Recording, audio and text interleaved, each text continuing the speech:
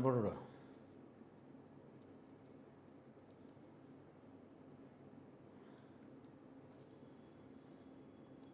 பிஸ்மில்லாஹிர் ரஹ்மானிர் ரஹீம்.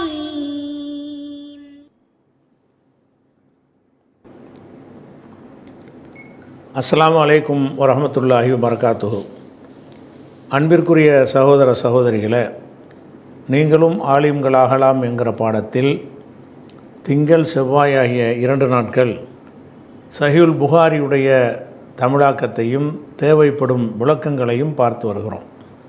இந்த விளக்கத்தில் சென்ற வாரம் 119வது ஹதீஸை முடித்துவிட்டு அதனுடைய கருத்து சரியா என்பதை நம்ம ஓரளவுக்கு ஆய்வு செஞ்சோம். அதில் என்ன 119வது ஹதீஸில் என்ன வருதுன்னு கேட்டால், அபூ ஹுரைரா அவர்கள் நபிகள் நாயகம் ஸல்லல்லாஹு அலைஹி வஸல்லம் அவங்கள்ட்ட வந்து எனக்கு ரொம்ப மறதியாக இருக்குன்ற ஒரு முறையிடுறாரு. அப்போ நபி ஸல்லல்லாஹு அலைஹி வஸல்லம் என்ன செய்கிறாங்கன்னா, அவனுடைய மேலங்கியை எடுத்து விரின்னு சொல்கிறாங்க. அவர் விரிக்கிறார். 2 கையினாலும் அள்ளி ஏதோ போடுற மாதிரி ஒரு பாவனை செய்கிறாங்க. சில அறிவிப்பில் ஊறுகையினால் என்று வருகிறது. ஒரு பாவனை செஞ்சு இதை வந்து நெஞ்சோடு அணைத்துக்கொள். இதை சொன்ன உடனே அபூ ஹுரைரா சொல்கிறாரு, அதே மாதிரி நான் அணைத்து கொண்டேன். அதுக்கு பிறகு நான் உன்னையுமே மறந்தது இல்லை அப்படிங்கிறார். இது அபூ ஹுரைராவுடைய அந்த ஹதீஸு வந்து இவ்வளோ அறிவித்தார மறக்காமல் இருப்பாரான்னு ஒரு சந்தேகம் வரும்ல, அந்த சந்தேகத்தை தீர்ப்பதற்காக வேண்டி இந்த ஒரு ஹதீஸை அறிஞர்கள் வந்து சான்றாக காட்டுவார்கள். அல்லாஹ்வுடைய தூதர் என்ற முறையில் நபி ஸல்லல்லாஹு அலைஹி வஸல்லம் அவர்கள் பல சந்தர்ப்பங்களில் பல அற்புதங்களை வந்து நிகழ்த்தி காட்டியிருக்கிறார்கள். அவர்கள் மூலம் சில அற்புதங்கள், கொஞ்சோன்னு உணவில் நிறைய பேர் சாப்பிட்ருக்குறாங்க, கொஞ்சோன்னு தண்ணீரில் நிறைய பேர் ஒழு செஞ்சுருக்கிறாங்க. அதெல்லாம் வரும் பொழுது அது இறைவனுடைய அற்புதம் என்கிற வகையில், நபிமார்களுக்கு அல்லாஹ் கொடுப்பான் என்கிற வகையில் நம்ம அதை நம்புகிறோம். அதே நேரத்தில் வந்து எந்த ஒரு அற்புதத்தையும் ஒரு மனிதனுக்கு கடவுள் தன்மை கொடுக்குற மாதிரி, இறைத்தன்மை உள்ள மாதிரி இருக்கும் என்று சொன்னால், வேறு குர்ஆன் ஹதீஸுடைய ஆதாரங்களுக்கு மாற்றமாக இருக்கும் என்று சொன்னால் அதை நம்ம நம்பணுங்கிறது கிடையாது, நம்பக்கூடாது. இப்போ என்ன பேசிங்கன்னா, அபூ ஹுரைரா அவர்கள் அவர் எதையும் மறக்கலேன்னு வருது. ஆனால் நபிகள் நாயகம் ஸல்லல்லாஹு அலைஹி வஸல்லம் அவர்களே மறந்திருக்கிறார்கள் என்று குர்ஆனுடைய சான்றை நம்ம கூட எடுத்து காட்டினோம். அதே மாதிரி மூசா நபி அவர்கள் அவர்கிட்ட அந்த ஹிலருங்கிறவர்கிட்ட போய் பாடம் படிக்கும் பொழுது அவர் வந்து நான் சொல்வதற்கு முந்தி எதை நீ கேட்கக்கூடாதுன்னு சொல்லியிருந்தார். அதை மீறி மூசா நபி கேள்வி கேட்குறாரு.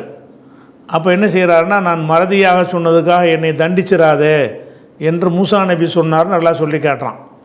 அப்போ ஒரு தடவை மூசா நபி மறந்திருக்கிறார். நபிகள் நாயகம் ஸல்லல்லாஹு அலைஹி வஸல்லம் அவர்கள் தொழுகை நடத்தி கொண்டிருக்கும் பொழுது கூடவோ குறைவோ தொழுதுட்டாங்க. மக்கள் சுட்டி காட்டினவுன்னு என்ன சொன்னாங்க, நானும் உங்களை மாதிரி ஒரு மனிதன் தான், நான் ஏதாவது மறந்துட்டேன்னா சுட்டி காட்டுங்க, எனக்கு மறதி வரும், இபாதத்திலே வரும் அப்படிங்கிறாங்க. இதெல்லாம் நம்ம போன வாரமே சொன்னது. அதனுடைய தொடர்ச்சியில் இன்னொரு அடிப்படையான ஒரு விஷயத்தை விளங்கிக்கிறேன்னு, இறைவனுடைய தன்மையில் இறைவனுக்கு பல சிஃபத்துகள் இருக்கிறது, பல தன்மைகள். அந்த தன்மைகளில் ஒரு முக்கியமான தன்மை என்னன்னு கேட்டால், எதையும் மறக்காதவன். அல்லாஹ் வந்து 19:61 வசனத்தில் சொல்லி காட்டுகிறான், ஒமாக்கான ரப்புக்க நசியா, உமது இறைவன் எதையும் மறப்பவன் இல்லை. அப்போ இறைவன் வந்து எதையும் மறக்கிறவன் இல்லைங்கும்போது இந்த மறதிங்கிறது இல்லைங்கிறதுக்கு இறைவன் ஆதாரம் காட்டுறான். நான் வந்து இறைவனுக்கு மறதி வராது அப்படின்னு காட்டுறான். அப்போ வந்து மனிதர்களுக்கு மறதியை எடுத்துட்டான்னு சொன்னால் அந்த வகையில் அவர் இறைத்தன்மை வந்துடும். எனக்கு மறதியே வராதுன்னு வைங்களேன், அந்த ஒரு சிஃபத்தில் நான் வந்து இறைவனை போல் இருக்கிறேன் அப்படிங்கிற மாதிரி வந்துடும். அப்படிங்கிறதுனால அந்த ஒரு மறதியே இல்லாத ஒரு நிலைமை எல்லாம் என்ன செய்ய மாட்டான், யாருக்குமே கொடுக்க மாட்டான். நபிக்கே மறதி வந்திருக்கும்போது அவங்க வந்து அடுத்தவருக்கு மறதி ஏற்படாமல் என்ன செய்ய முடியும்? அவங்களுடைய மறதியை, அவங்களுக்கு எதை மறக்க மாட்டாங்க, குர்ஆனை மறக்க மாட்டாங்கன்னு சொல்லுது. சனுக்குரிவுக்க பல தன்சா, நாம் ஓதி காட்டுவோம் நீ மறக்க மாட்டாயின்ட்டு அதுக்கு தான் மறதி இல்லைன்னு வருதே தவிர பாக்கி விஷயங்கள்லாம் அவங்க மறந்து இருக்கிறாங்க அப்படிங்கிறத நம்ம பார்க்குறோம். அதனால் இறைவன் ஒருத்தனுக்கு தான் மறதிக்கு அப்பாற்பட்டவன்கிற சிவத்து இருக்கிறதுனால இது யாரோ வந்து செஞ்சுருக்கிறாங்கன்னு விளங்குறது. அதே மாதிரி வந்து ஆதம் அலைஹிஸ்ஸலாம் முதல் மனிதன்லேயே அந்த ஒரு பலவீனத்தை அல்லாஹ் நமக்கு சுட்டி காட்டுறான்.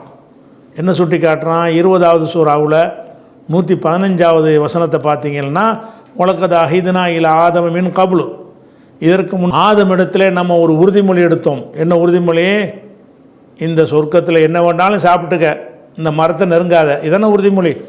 உலகத அஹிதுனா இல ஆதம மின் கபுலு, இதற்கு முன்னர் ஆதமிடத்தில் நம்ம ஒரு உறுதிமொழி எடுத்தோம். இப்போ நசியை மறந்துட்டார், அவரே மறந்துட்டார். உலம் நஜிதுலகு அசுமா, அவற்றை ஒரு உறுதிப்பாட்டை நம்ம காணவில்லைன்னு நல்லா சொல்லி காட்டுறான்.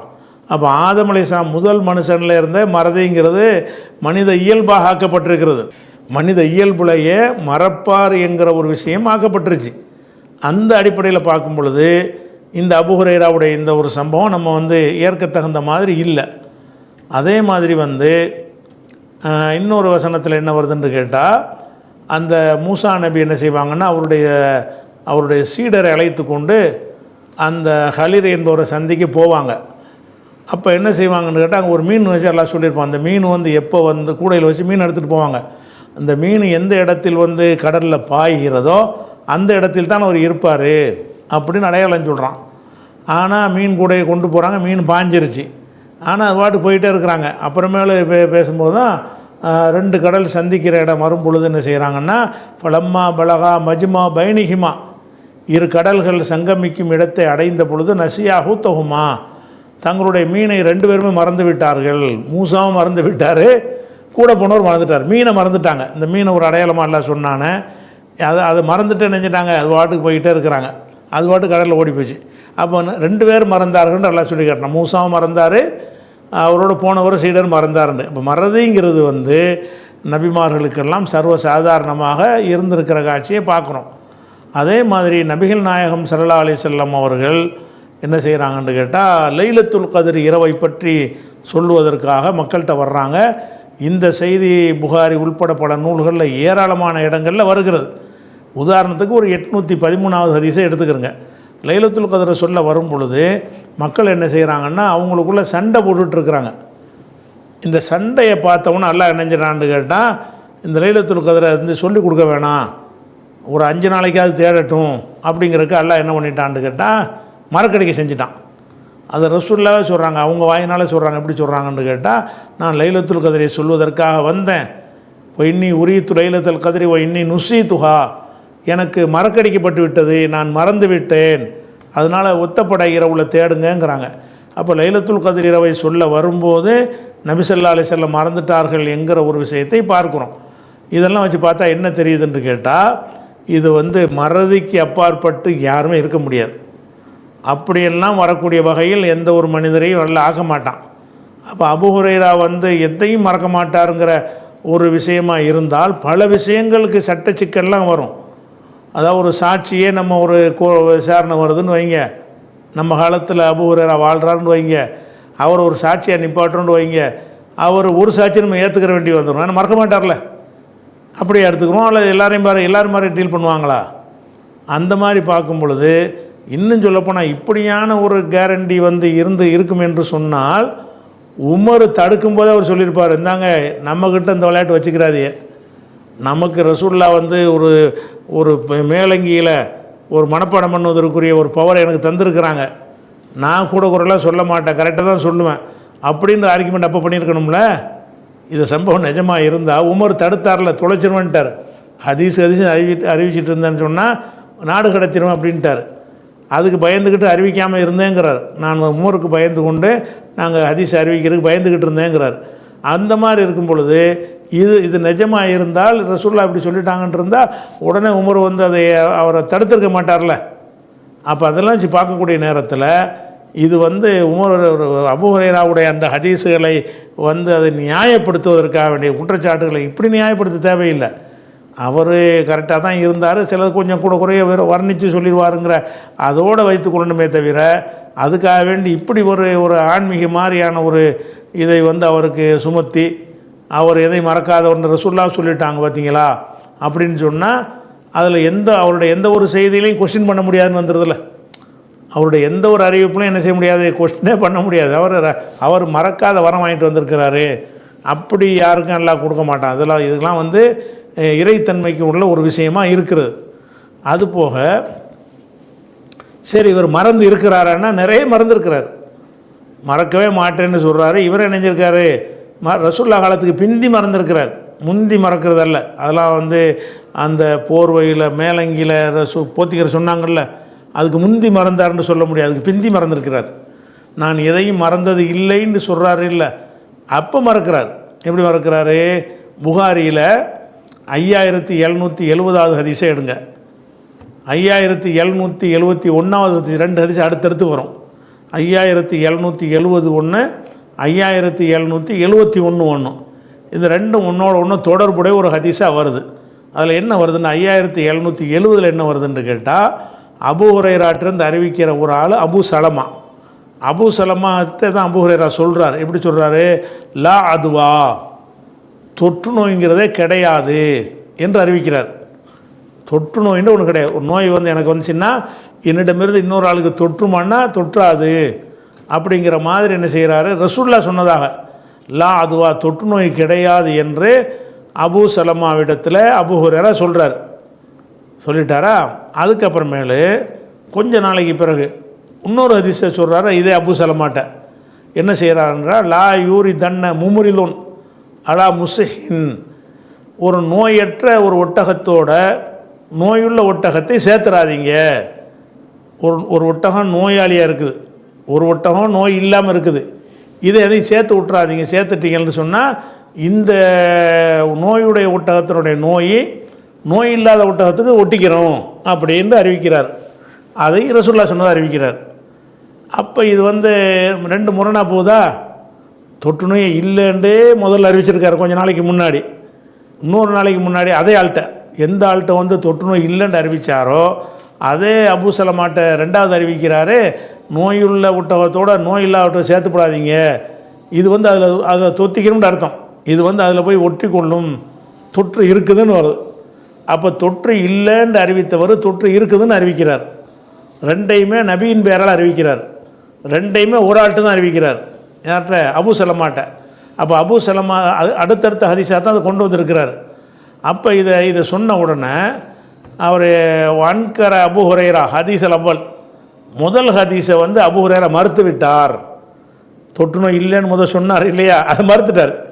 எப்படி மறுக்கிறாரு? குல்னா, நாங்கள்லாம் கேட்டோம் அவர்கிட்ட, அலம் து ஹதீஸ் அன்னஹு லா அதுவா, லா அதுவா என்று நீங்கள் எங்களுக்கு அறிவிக்கலையா? நீங்கள் கொஞ்ச நாளைக்கு முன்னாடி தொற்று நோய் இல்லைன்னு சொல்லி ரசூலுல்லாஹ் சொன்னதாக எங்களுக்கு அறிவிச்சிருக்கிறீங்கள அப்படின்னு என்ன செய்கிறாரு? அவர் கேட்குறார், அலம் து ஹதீஸ், அபூ ஹுரைராவே நீங்கள் அறிவிக்கவில்லையா? அன்னஹு லா அதுவா, தொற்று நோய்ங்கிறதே கிடையாது அப்படின்னு அறிவிச்சியெல்லாம் இல்லையா அப்படின்னு கேட்குறாரு. உடனே அபூ ஹுரைராவுக்கு சரியான கோவம் ஃபரத்தன பில் ஹபஷியா, அபிசினிய பாஷையில் என்னஞ்சார் திட்ட ஆரம்பிச்சிடுறார். அரபியில் திட்டலை, அபிசினியா நேம் அவரோட தாய்மொழியாக இருக்குமே நம்ம தெரியல, அபிசினிய பாஷையில் திட்ட ஆரம்பிச்சிடுறார். அப்போ இதை திட்டி மறுத்துட்டார். திட்டினார்னு வருது, மறுத்து விட்டா அன்கர் அபூ ஹுரைரான்னு வருது. அப்போ அபூ ஹுரைரா நான் எங்கே சொன்னேன் அப்படிங்கிறார். அதாவது அவர் தான் சொன்னார் லா அதுவான்னு சொல்லி, அவர் தான் சொன்னார் நல்ல ஒட்டகத்தோட நோய் ஒட்டகத்தை சேர்க்காதன்றார். ரெண்டை சொன்னோன்னு அவருக்கு சந்தேகம் வருது அறிவிப்பாளருக்கு, இது எப்படிங்க அது நேற்று இப்படி சொன்னீங்களே, தொற்று நோய் இல்லைன்றீங்களே இன்றைக்கி இருக்குங்கிறீங்களேன்னு அவர் கேள்வி கேட்டுறாரு. கேட்டால் என்ன செய்யணும்? அவர் மறதி இல்லாத ஒரு ஆளாக இருந்தார்னா, இல்லை அதுவும் தான் ரசூலுல்லாஹ் சொன்னாங்க, இதுவும் தான் சொன்னாங்க, வேறு அர்த்தம் ஏதாவது இருக்கலாம், அல்லது எனக்கு தெரியலை, இன்னும் விளக்கமாக இருக்கலாம், அப்படி சொல்லணுமே தவிர இதை சொல்லும்போது அதை மறுக்கிறான்னு அர்த்தம். அப்போ மறந்துட்டார். அப்போ இவர் யாருக்கு அறிவித்தாரோ அவர்கிட்டே என்ன செய்கிறாரு, நான் உனக்கு அப்படி அறிவிக்கலைங்கிறார். அப்போ அபூ சலமா சொல்கிறாரு, ஃபமா ராய்துஹு நசிய ஹதீஸன் கைரோ, இது அல்லாத வேற ஒரு ஹதீஸை இவர் மறந்து நான் பார்த்ததில்லை. இவர் சொல்லிட்டு மறந்தது இது ஒன்று தான் நான் பார்த்துருக்கிறேன், இவர் பார்த்த வரைக்கும் அப்படி ஒன்று நான் பார்க்கல அப்படிங்கிறார். அப்போ இதில் என்ன வழங்குறது? அவர் மறந்து இருக்கிறார் என்று வருகிறது. அவர் மறந்து இருக்கிறார் என்று வருவது தான் மனித இயல்புக்கு ஏற்றவாறும் இருக்கிறது. நபிமார்களுக்கெல்லாம் ஏற்பட்ட மறதி அவருக்கு வந்திருக்கு, குறை கிடையாது. அபூ ஹுரைரா மறந்தார் என்பது குறை கிடையாது, மறக்காமல் இருந்தால் தான் குறை. மறந்தார்னு சொன்னால் அது மனித இயல்புல உள்ள ஒரு விஷயம். அப்போ இந்த மறதிங்கிற ஒரு விஷயத்தை வந்து அல்லாஹ் எல்லாருக்கும் தந்திருக்கிறான் என்ற காரணத்தினால அவர் வந்து மறக்காத ஒரு வரத்தை வாங்கிட்டாரு, அதுக்கு ரசூலுல்லாஹ் அந்த அற்புதத்தை கொடுத்துட்டாங்கன்னு சொல்லுவது வந்து அபூ ஹுரைராவுடைய ஹதீஸை வந்து நிப்பாட்டுறதுக்காக வேண்டி பின்னாடி வந்த யாரோ செஞ்ச ஒரு பில்டப்பாகத்தான் அதை பார்க்க வேண்டி இருக்கிறது. அதே மாதிரி வந்து அதே புகாரியில் 1227வது ஹதீஸு ஒன்று வருது. அதில் என்ன சொல்கிறாருன்னு கேட்டால், ரசூலுல்லாஹ் தொழுவிச்சதை பற்றி அவர் சொல்கிறார். அதில் ஒரு மிஸ்டேக் பண்ணிடுவாங்க, பிறகு சஜிதா செய்வாங்கன்ட்டு அது ஒரு பெரிய ஒரு ஹதீஸ். நமக்கு அந்த பெரிய ஹதீஸில் இந்த ஒரு 2 வரி மட்டும் போதும். என்ன வரின்னு கேட்டால், சல்லா பினன் நபியு ஸல்லல்லாஹு அலைஹி வஸல்லம், ரசூலுல்லாஹ் எங்களுக்கு தொழுவித்தார்கள், லுஹர வில் அஸர, லுஹரையோ அசரையோ தொழுவித்தார்கள். இதுதானே மறதிக்குரிய வார்த்தை தானே இது.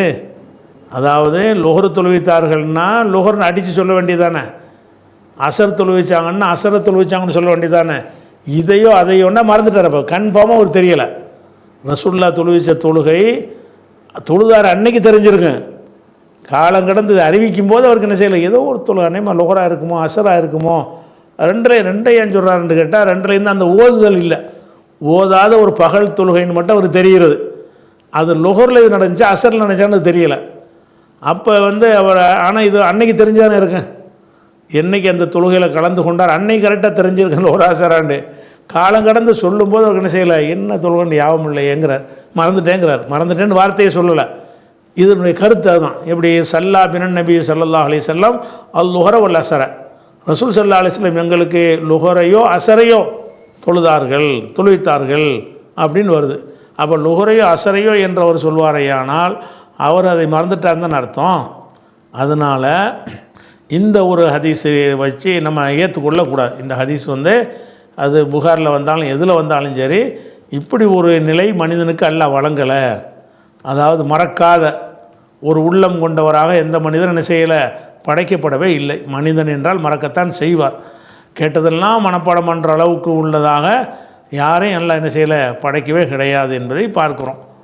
அடுத்ததாக வந்து அப்போ இது ஒரு 119 ஹதீஸை பார்த்தோம். இதில் என்னென்னு கேட்டால், ஹதீஸை மனப்பாடம் செய்வது பற்றிய பாடம்னு போட்டுட்டு இவர் நல்ல மனப்பாட சக்தி உள்ளவராக இருந்தார்னு காட்டுவதற்காக இந்த ஹதீஸை கொண்டாந்து போட்டிருக்கிறாங்க. இது வந்து இப்படி நடந்திருக்க முடியாது. அபூ ஹுரைராட்டையும் இல்லை மறதி, ஒரு மறதி வந்தாலும் முடிஞ்சு வச்சல. அவர் ஒரு விஷயத்தை மறந்துட்டாலேயே அற்புதத்தால் நடந்துக்கிற ஒரு விஷயத்தில் ஒரு சேஞ்சு வரக்கூடாதுல்ல. சேஞ்சு வந்துட்டார், அவரே மறந்துட்டார்னு சொல்லும் பொழுது அதெல்லாம் அடிபட்டு போச்சு. அதே மாதிரி வந்து 120 ஹதீஸ் இது வேறு ஒரு விஷயமானது. ஹதஸனா இஸ்மாயிலு, எங்களுக்கு இஸ்மாயில் அறிவித்தார். 120 ஹதீஸ் வந்து வேறு செய்தி, அந்த தலைப்பு தான். அதாவது கல்வியை மனனம் செய்வதுங்கிற பாடம் தான். ஹதஸனா இஸ்மாயில் எங்களுக்கு அறிவித்தார். கால் அவர் சொன்னார், ஹதஸனி அஹி, எனக்கு வந்து என் சகோதரர், இந்த இஸ்மாயிலுடைய சகோதரர் வந்து இஸ்மாயிலுக்கு சொல்லியிருக்கிறார். அவர் யார் வழி அறிவிக்கிறார்னா இப்னு அபி ذئب வழியாக அவர் அறிவிக்கிறார். அவர் யார் வழி அறிவிக்கிறார்னா சயீதின் அல் மக்பூரி, சயீதுல் மக்பூரி வழியாக அவர் அறிவிக்கிறார். அவர் யார் வழி அறிவிக்கிறார்னா அபீ ஹுரைரா, அபூ ஹுரைரா வழியாக அவர் அறிவிக்கிறாரு. 120 ஹதீஸ். கால சொல்கிறாரு, ஹஃபில் தூ, நான் மனப்பாடம் செய்திருக்கிறேன், மின் ரசூலில்லாஹி ஸல்லல்லாஹு அலைஹி வஸல்லம், ரசூலுல்லாவிடமிருந்து நான் மனப்பாடம் செய்திருக்கிறேன். விஆன்னா அந்த தண்ணியை தொங்க விட தோல் பாத்திரத்தை சொல்லுவாங்க. தண்ணியை தொங்க விடுவாங்களே, குடி தண்ணீரை தொங்க விடுறதுக்குரிய தோல் பாத்திரம். அப்போ தண்ணிக்குள்ளது. இப்போ கல்விக்கு பையெலாம் கிடையாதுல்ல, ஒரு இலக்கியமாக சொல்கிறார். நபிகள் நாயகம் ஸல்லல்லாஹு அலைஹி வஸல்லம் அவரிடமிருந்து 2 தோல் பைகள் அளவுக்கு நான் மனப்பாடம் செஞ்சுருக்கேங்கிறார். 2 பையிலையா கல்வியெல்லாம் கிடைக்காது. மக்களுக்கு புரிகிறது மாதிரி உதாரணம் சொல்கிறார். 2 பையில் நான் வந்து ரசூலுல்லாஹ்ட்ட கல்வியை வாங்கினேன். அம்மா அஹதுஹுமா, அதில் ஒன்றை பசத்துஹு, அதை நான் பரப்பி விட்டேன், எல்லாத்துக்கும் சொல்லிவிட்டேன். அம்மல் ஆஹரு, இன்னொரு பையில் உள்ள ஒரு விஷயத்தை ஃபலோ பசத்துஹு, நான் பரப்பி இருப்பேனையானால் குத்திய ஹாதல் புல்லும்னா தொண்டைக்குழி, இந்த தொண்டைக்குழி வெட்டப்பட்டிருக்கு எனக்கு. அப்போ ரசூலுல்லாவிடமிருந்து 2 வகையான செய்தியை வாங்கினேங்கிறார். ரசூலுல்லாவிடமிருந்து 2 வகையான பையில் உள்ள செய்தியை வாங்கினேன். ஒரு பையில் உள்ளது எல்லாருக்கும் நான் சொல்லிட்டேன், இன்னொரு பையில் உள்ள ஒரு செய்தியை நான் சொன்னால் என் கழுத்தை அறுத்து விடுவாங்க, என்னுடைய தொண்டைக்குழி வெட்டப்பட்டுங்கிறார். எப்படி சொல்கிறாரு? ஹஃபில் தூ, நான் மரணம் செய்திருக்கிறேன், மின் ரசூலில்லாஹி ஸல்லல்லாஹு அலைஹி வஸல்லம், ரசூலுல்லாவிடத்தில் இருந்து நான் மனப்பாடம் செய்திருக்கிறேன். விஆ ஐனி, இரண்டு பைகளை, இரண்டு பைகள்னால் இரண்டு தொகுதிகளைன்னு வச்சுக்கிறீங்களேன், இரண்டு தொகுதிகளை நான் மனப்பாடம் செய்திருக்கிறேன். அம்மா அஹதுஹுமா, அந்த இரண்டில் ஒன்று, பசத்துஹு, அதனை நான் பரப்பி விட்டுட்டேன், உங்களுக்கெல்லாம் சொல்லிட்டேன். அம்மல் ஆஹரு, மற்றொன்று, ஃபலோ பசத்துஹு, நான் அதை பரப்பி இருப்பேன் என்று சொன்னால், குத்திய ஹாதல் புல்ஊம், இந்த தொண்டக்குழி அறுபட்டு போய்விடும் அப்படின்னு இவர் சொன்னார்னு வருது.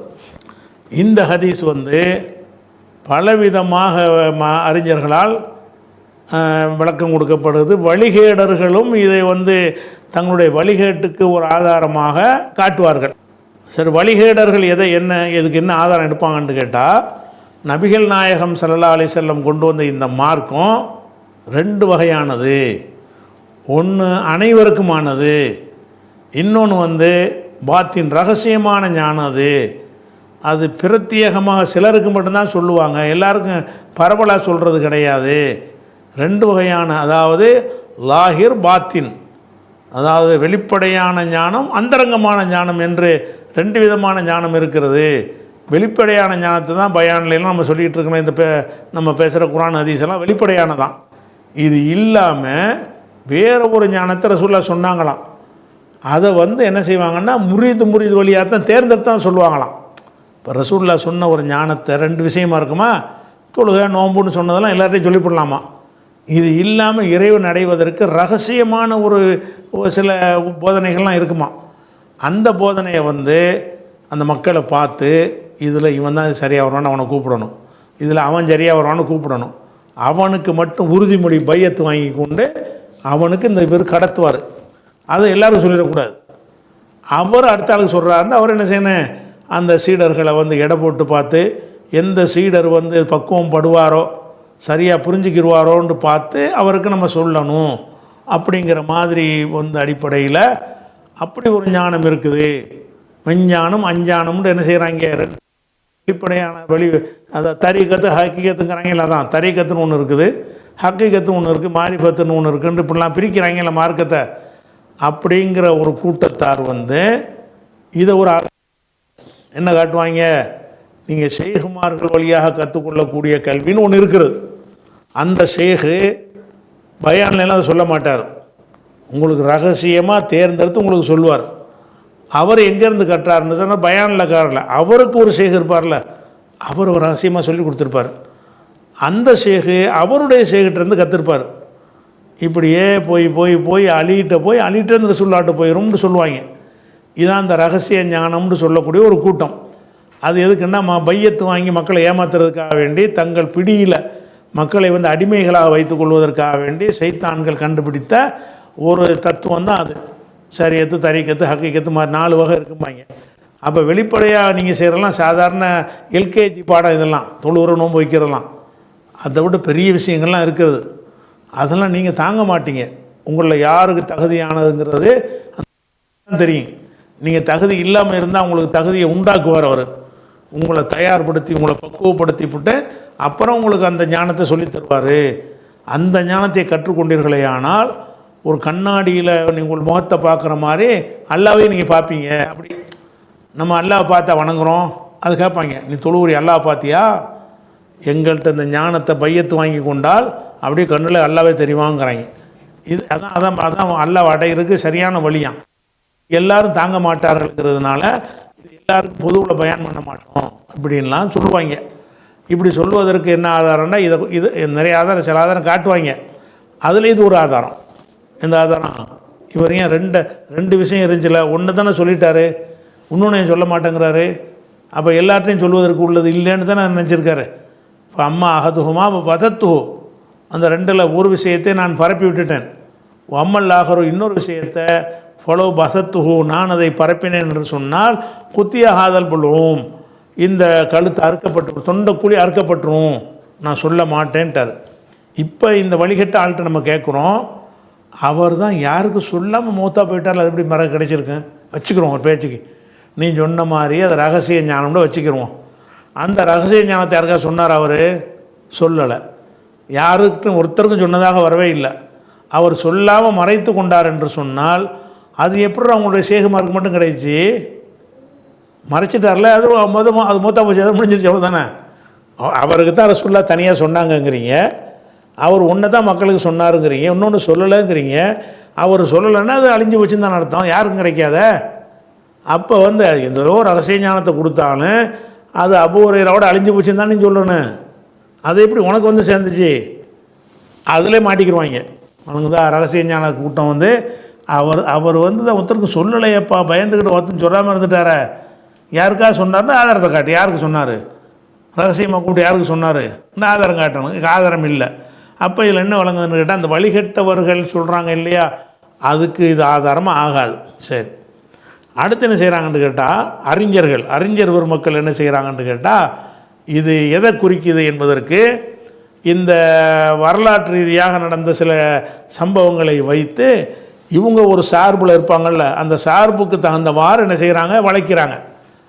எப்படி வளைக்கிறாங்க என்று கேட்டால், இப்போ அலி முஆவியாவுக்கு மத்தியில் யுத்தம் நடந்து உங்களுக்கெல்லாம் தெரியும். அலி அவர்களுக்கு முஆவியாவுக்கு மத்தியில் பகை இருந்தது.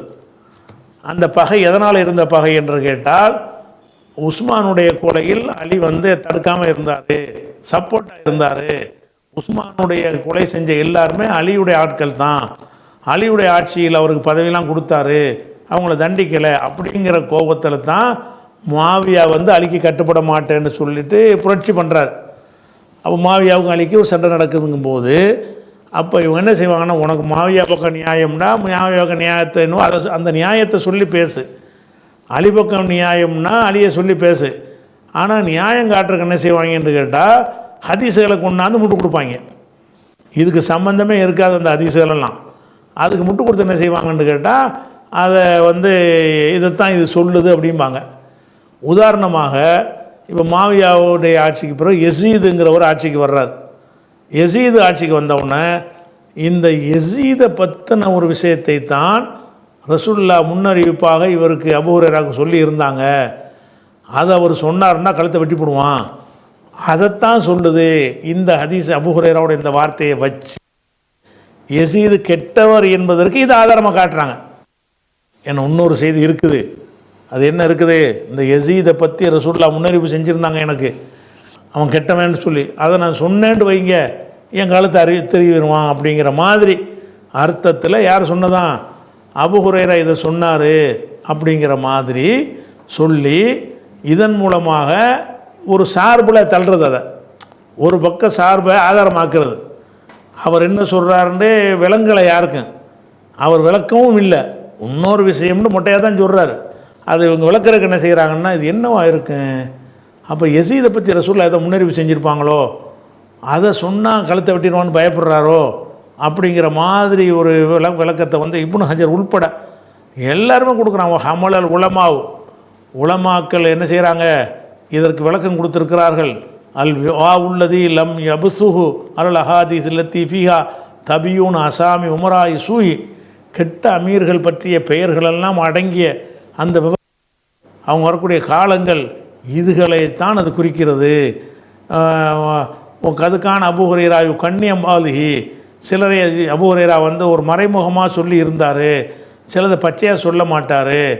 அது மாதிரிலாம் இருக்கிறதுனால இது வந்து யுசீர் இலா ஹிலாஃபத்து யசீது இப்னு முஆவியா, யசீது இப்னு முஆவியாவுடைய ஹிலாஃபத்தை தான் இது குறிக்குது.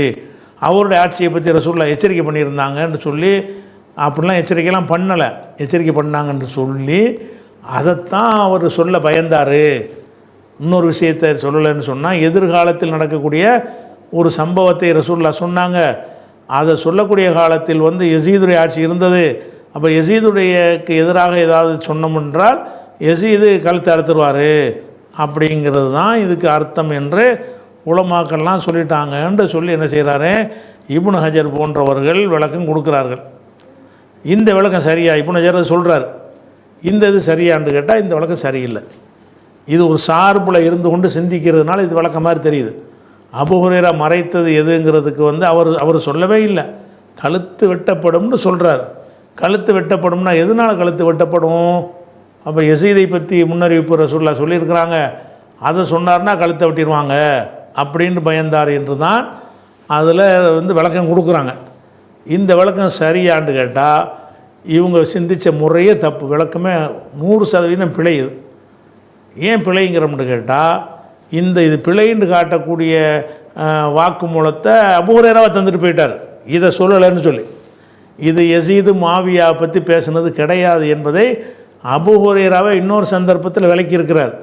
அதை கவனிக்காமல் இவங்க என்ன செய்கிறாங்க, இது அலிக்கு சப்போர்ட் ஆக்கணுங்கிறதுக்காக. இன்னும் சொல்லப்போனால் அவர் மாவியாவுக்கு ரொம்ப சப்போர்ட்டாக இருந்தவர். யார்? அபூ ஹுரைரா மாவியாவுக்கு சப்போர்ட்டாக இருந்தார். உஸ்மான் கொலை பண்ண நேரத்தில் அவர் தடுப்பதற்கு முயற்சித்தவர்கள் அவர் ஒரு ஆளாக இருந்தார். அதனால் அவர் பேரில் பயன்படுத்தி கொண்டு என்ன செய்கிறாங்க, இப்படி ஒரு கதையை கட்டுறாங்க. இது சரியா என்பது இன்ஷா அல்லாஹ் நம்ம நாளைக்கு பார்ப்போம் இன்ஷா அல்லாஹ் இதனுடைய விஷயத்தை.